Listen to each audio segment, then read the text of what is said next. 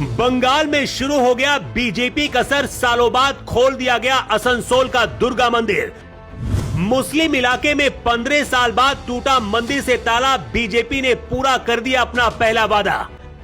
बंगाल में जश्न पूजा पाठ के लिए उमड़ी भीड़, ममता सरकार में इस मंदिर को क्यों बंद किया गया था?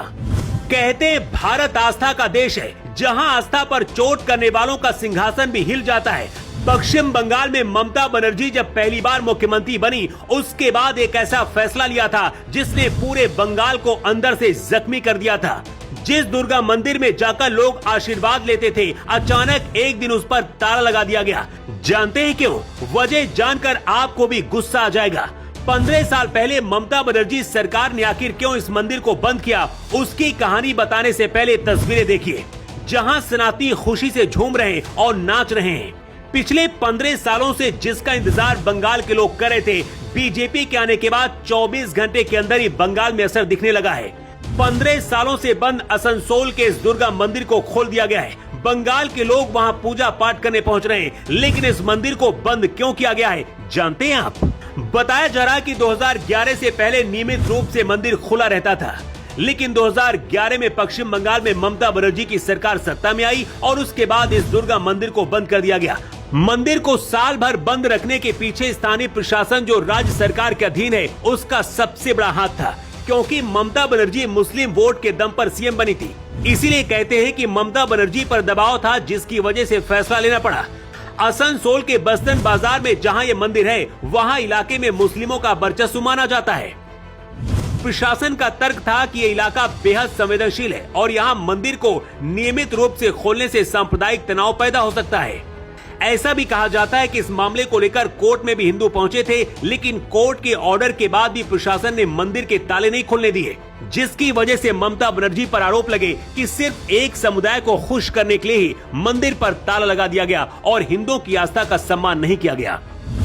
स्थानीय लोगों का कहना है कि वो लंबे समय से इस पल का इंतजार कर रहे थे, क्योंकि ये मंदिर उनकी आस्था का प्रमुख केंद्र रहा है। लेकिन ममता बनर्जी सरकार ने हिंदुओं की आस्था का ख्याल नहीं रखा। ये वही ममता बनर्जी है जो आसनसोल में हिंदुओं को दुर्गा मंदिर में पूजा नहीं करने देती, लेकिन मुर्शिदाबाद में बाबर के नाम पर मस्जिद बनाने देती है।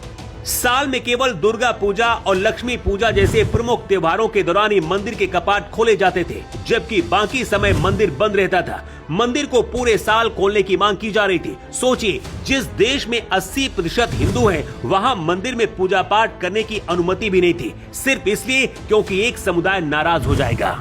आसनसोल उत्तर विधानसभा सीट से बीजेपी उम्मीदवार कृष्णेंदु मुखर्जी ने चुनाव प्रचार के दौरान वादा किया था कि अगर वो जीते हैं तो मंदिर को साल के 365 दिन आम श्रद्धालुओं के लिए खोल दिया जाएगा। चुनाव परिणाम आने के बाद उन्होंने अपना 24 घंटे के अंदर ही वादा पूरा कर दिया। जीत के बाद सीधे बस्तिन बाजार इस मंदिर पहुंचे और विधिवत पूजा अर्चना करके मंदिर के कपाट खोल दिए गए। मंदिर खुलने के बाद स्थानीय लोगों में खुशी की लहर दौड़ गई। लोगों का कहना है कि ये केवल एक धार्मिक स्थल के खुलने की घटना नहीं है, बल्कि उनकी आस्था और लंबे समय से चली आ रही मांगों की बहुत बड़ी जीत है। जो लोग कहते हैं कि ममता बनर्जी काम अच्छा कर रही थी लेकिन चुनाव हार गई, उनको ये तस्वीरें देखनी चाहिए जहां माता दुर्गा का मंदिर बंद कर दिया जाता है। ताजिया और मुहर्रम के दौरान दुर्गा विसर्जन पर रोक लगा दी जाती है। बीजेपी ने इस बार बंगाल के लोगों को भरोसा दिया कि हम आपके साथ हैं, और इसी भरोसे ने बंगाल की पूरी तस्वीर पलट कर रख दी।